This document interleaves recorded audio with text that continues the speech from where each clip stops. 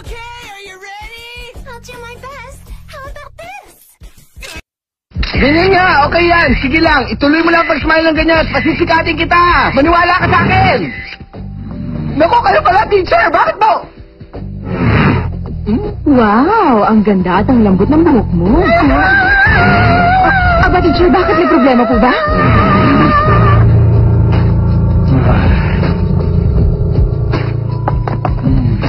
Ano kaya iniisip ni teacher ngayon? Mukhang malaking problema niya eh. Parang di siya masaya sa mga modelo natin ngayon.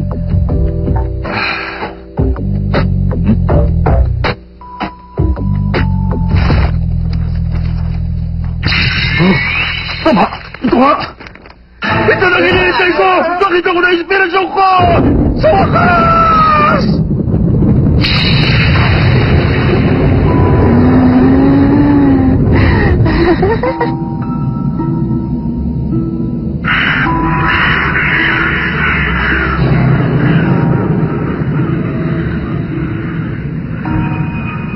Sunako?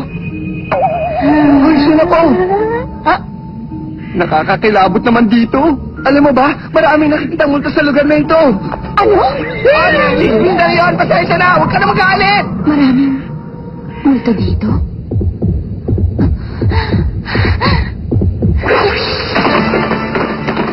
Nasa ang ulo ko! Nasa ang ulo ko! Gusto ko ng tugo ng mga dalaga!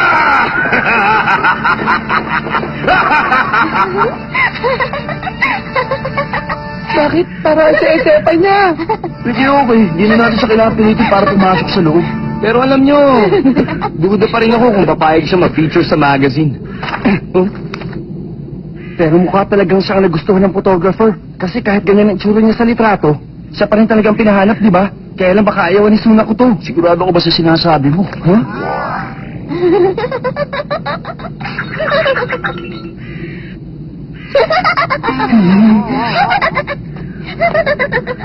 Gusto na ko nakahara. Halika na, pasok na tayo sa loob. Maraming salamat talaga sa imbitasyon niyo. Maging model na nga kaya si Sunako? Imposible ang iniisip mo, Yuki.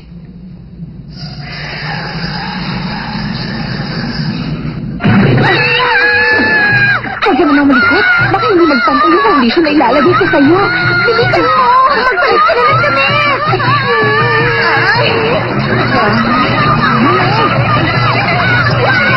Teacher, tanong lang. Sigurado ba kayo na siya talaga ang gusto niyong gawing model? Kasi po parang hindi siya normal na tao.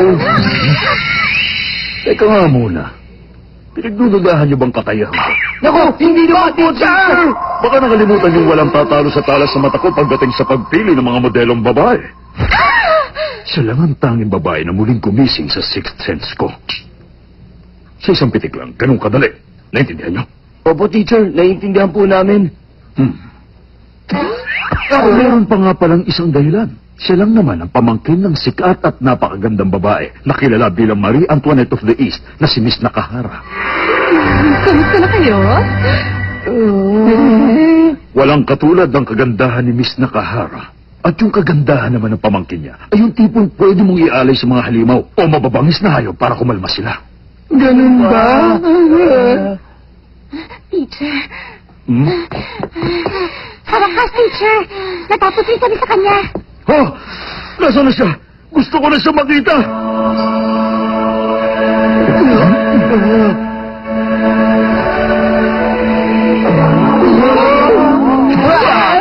Ano yan? Bakit bigyan na itsura niya?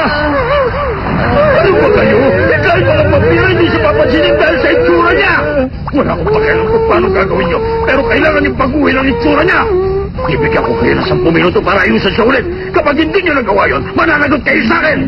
Naku, teacher. Tingnan niyo ang ginagawa niya. Huwag mo iba ng usapan. Hindi ko na ako mautang!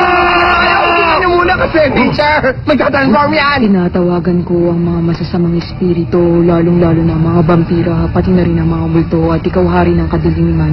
Meron ako mga alay dito para sa inyo. Nakakakilabot naman ang babaeng yan! Nakakatakot ang mga sinasabi niya! Tumahimik kayo. Basta simulan na natin ang photoshoot. Sigurado maganda ang kalalabasan ng mga litrato niya. Maganda ang kalalabasan ng itsura niyang yan. Kilos na! Opo! Hayaan niyo na lang siya ng ganyan. Makakatsempo rin tayo.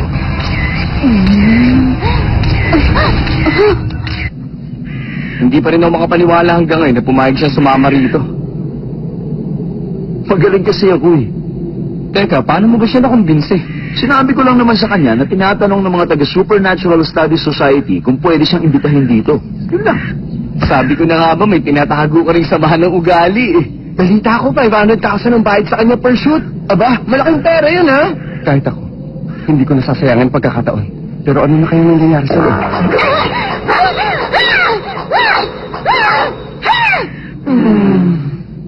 Ang mabuti pa siguro, puntahan natin siya.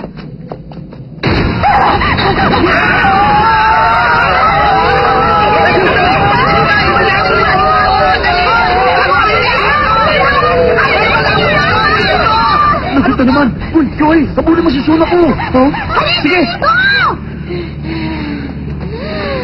Pasensya na kayo sa kanya, ha? Ang imbensyon namin siyang ayusin ng photoshoot.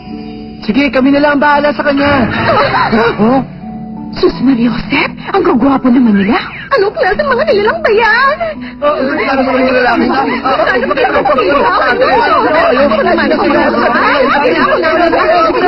Nasaan siya? Nasaan ang modelo ko? Nahili ko rin siya sa wakas. Iniwan mo naman ako, ano ba? Uuwi na ako yun. Dito, Ang bihira. Ang tuling tumakbo ng babaeng to, nakakapagod. Ha? Mabagin namin. Ang gwapo mo.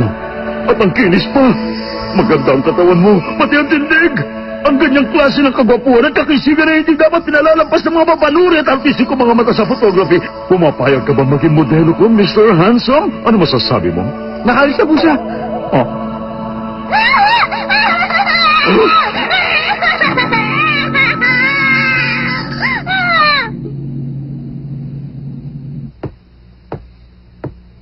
Photoshoot? Ano ba to? Lukuhan lang?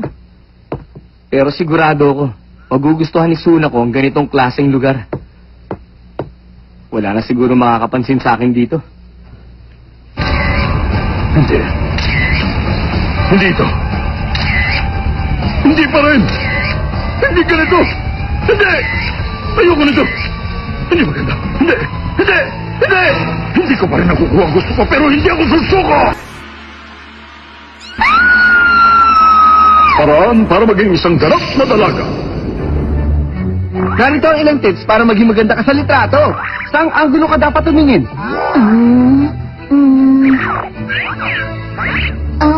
Mali yan! Una sa lahat, alamin mo kung ano maganda mong anggulo. Pagkatapos, kapag nakaharap ka na uli sa camera, ipaling mo yung mukha doon sa napili mong anggulo. Perfect! Kung pang-ID naman ang kailangan mo, magiging magandang reflection ng kutis mo kung maglalagay ka ng puting panyo sa hita mo. Ano kaya mangyayari kung kulay asin ng panyo?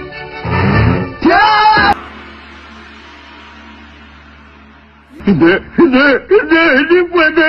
Nalastan kayo, teacher! Baka atakihin kayo yan! Yung mga lalaki na lang ang gawin nating modelo, huwag na yung babae.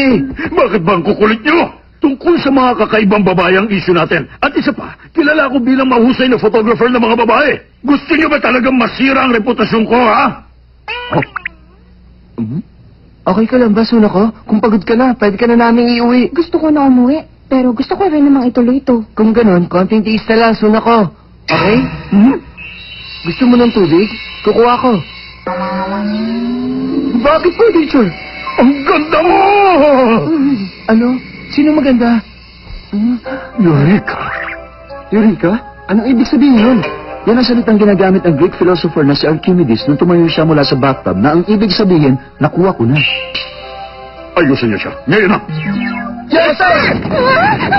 Kakataon na natin! Sa wakas, dumating na ang hinihintay ko. Malalampasan ko na rin ulit ang sarili kong record. Sigurado ko, marami na namang hahanga sa obra ko at kikilalanin ulit ako sa buong mundo! Ano naman? Sige na, baby! Mo, ha? Kabarin mo na yan, damit mo! Kung gusto mo, tutulungan pa kita! Naku, ang lambot naman ng buhok mo. Sayang naman kung lalagyan ko lang ng wig.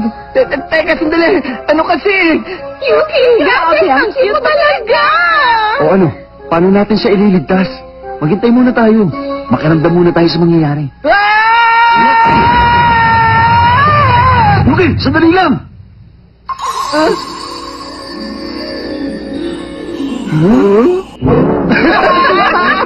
Pasensya na, nagulat lang kami. Tama na, huwag niyo na ako pagtawanan. Bakit ba lagi na lang akong ginaganito? Ginawa niyo din sa akin ito nung nasa school festival eh. Huwag ka nang malungkot, Yuki. Isipin mo na lang na first-class photographer ang pumili sa'yo. Di ba tama ako, Takinaga? Totoo ba sinabi mo? Totoo yun, Yuki. Ang ganda mo ang babae. Ha? Sabi ko na nga sa inuutol niyo lang ako eh. Ang sasama niyo talaga. Hindi ko sinasadya.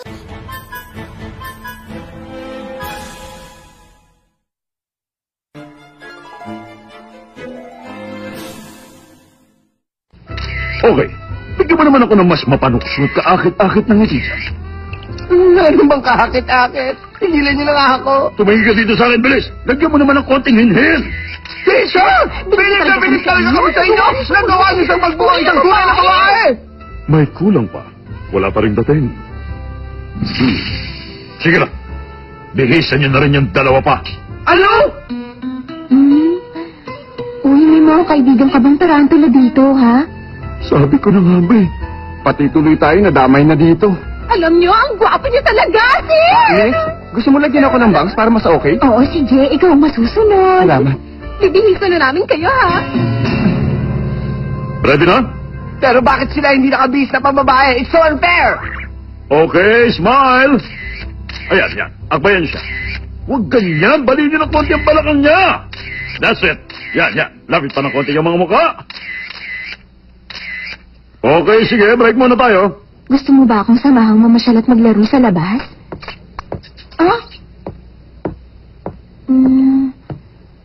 Uminom ka muna, Suna ko. Hot choco. Salamat, Yuki. Hindi ko na kaya to, Suna ko. Lagi na lang ako ang pinagtitripan nila magbihis babae. Pero tingnan mo, hindi ko pa rin inubad ang pantalon ko. Sabihin mo nga, Suna ko, mukha ba talaga akong isang babae? Siguro kung katulad lang ako ni Kyoy na matapang at malakas, kanina ko pa sila sinigawan. Yun nga lang, hindi kasi ako si Kyoy, kaya sorry na lang ako. Ewan ko ba, naiinis na nga ako sa sarili ko. Buti pa sila Takinaga at Ranmaru, nagagawa nilang gusto nila. Kung ako ang nasa lugar nila, ang saya-saya ko siguro. Sa tingin ko, pareho lang tayo, Yuki. Hindi yan totoo, ang cool mo ang kasama eh. Kaya mo kasing sabihin kung ano talaga ang nasa isip mo. Kung minsan nga, naiinggit na ako sa'yo eh. Hindi mo lang alam ang nararamdaman ko. Ah? Nandito ka lang pala. Kailangan na natin iparetouch ang makeup mo. Sige po.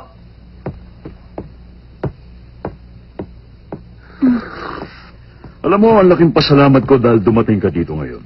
Pag nagdire-diretso na tayo, magiging matagumpay ang photoshoot na ito. So tapos na ang problema nyo? Hindi pa masyado kasi sa totoo lang, pinasakit ng Suna ko nakahara na yan ang ulo ko. Sayang, nabigo tuloy ako sa kanya. Pakiramdam ko tuloy na loko lang ako. Kayo ang pumili sa kanyang maging model kahit hindi nyo pa siya nakikita. Kaya kayo mismo ang dapat sisihin sa mga nangyari. Ako nga naloko dito eh. Hindi ko akalain na ang layo pala na itsura niya na nasa magazine. Pangit pala siya sa personal. Pauuwiin ko na lang siya. Masyado na kasi siyang nakakaabala. Di ba? Ikaw na ang magiging modelo ko. May mga ideya na naglalaro sa isip ko ngayon. May mga dapat lang akong ayusin sandali. Teka, ano problema? Ayoko na, uuwi na kami. Sandali! Teka, huwag ka umalis! Mag-usap muna tayo! Bagay naman pala sa atin ang ganitong damit, di ba? O, kumusta? Kumusta ba ang bagong modelo namin, ha? Makinig ka, Suna ko. Sa tingin ko, wala na tayong makikita mga multo sa lugar na to. Mabuti pa, umuwi na lang tayo. Sandali lang, Yuki. Bakit bigla ka na lang nag-iayang umuwi? May nasabi ba ako masama? Dahil ba sa mga sinabi ko tungkol sa babae na yan, kaya bigla nagbago ang isip mo? Ang babaw mo naman. Wala kang kwentang tao! Anong sabi mo? Teacher, ano pa nangyayari dito? Pasalamat ka dahil mukha kang babae kahit na lalaki ka. Pero dapat hindi mo na inaadap ang ugaling babae. Mahiya ka naman sa sarili mo. Sigurado ka man lalaki ka, ha? Teacher, huminaw muna kayo! Huwag niyo na lang po siyang patulan! Nakakahiya ka. Isa kang walang kwentang tao! Totoo ba yun? Wala nga ba akong kwenta? Yuki, huwag ka nang maniwala sa kanya.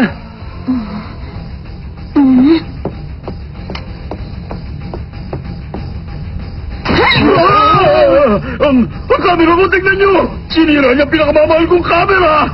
Teacher, uminahan po kayo! Babayaran mo yan! Huh? Babayaran? Ano babayaran ko? Nakitulog lang ako! Huwag niyo na ako sigilin! Alis na ako rito!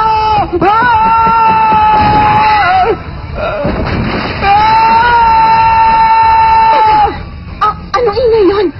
Naku po! Baka multo yun! May multo? Ang saya nito! Yan ang iniitas ko! Suna ko! Bumalik ka dito! Delikado dyan! Hayaan mo siya. Yun naman ang gusto niya. Ano ba nangyari dyan? Bakit yun, hey? Ano nangyari? Siguro balak mong tumakas at iwan kami dito, ano? Bakit kasi kailangan natin magbayad? Naku po, Kyohei! Anong nangyari sa'yo? Wala naman palang multo. Nakakainis.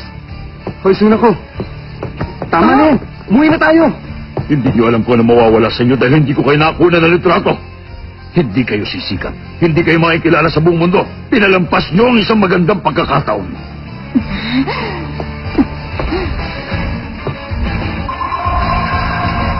Hindi kami interesado, narinig mo?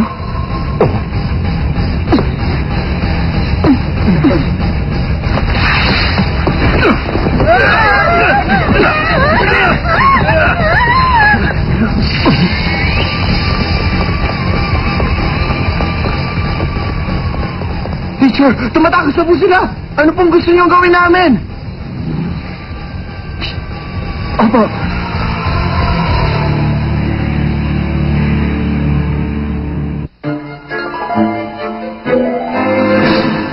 Nangyari?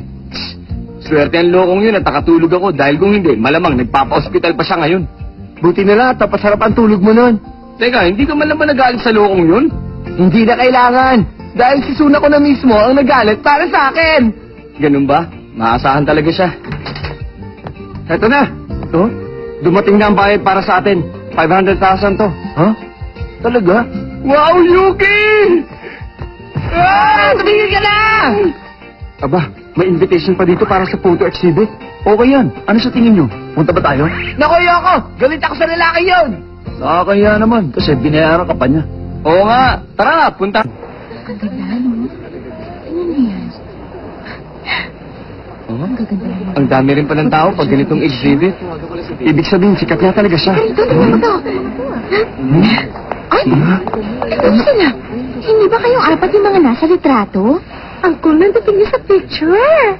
Teka, ano ba sinasabi nila? Tayong apat?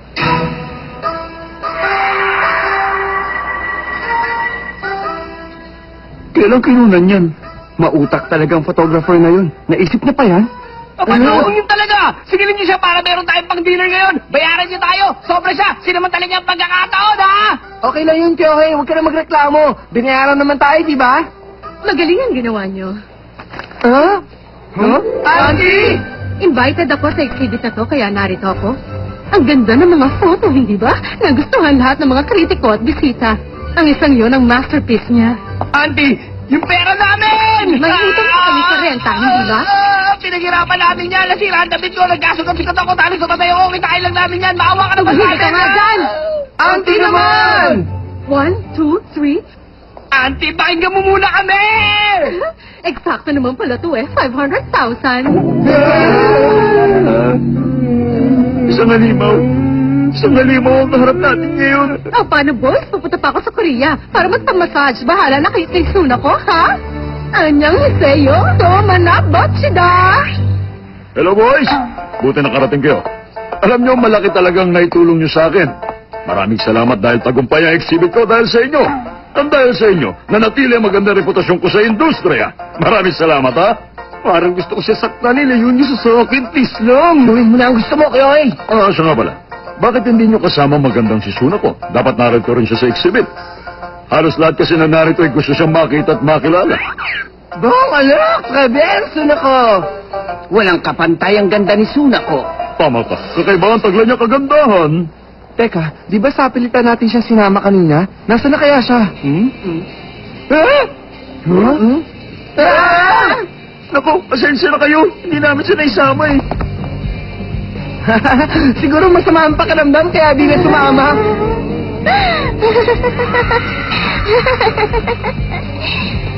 Ito ang gusto ko sa lahat, ang cute-cute.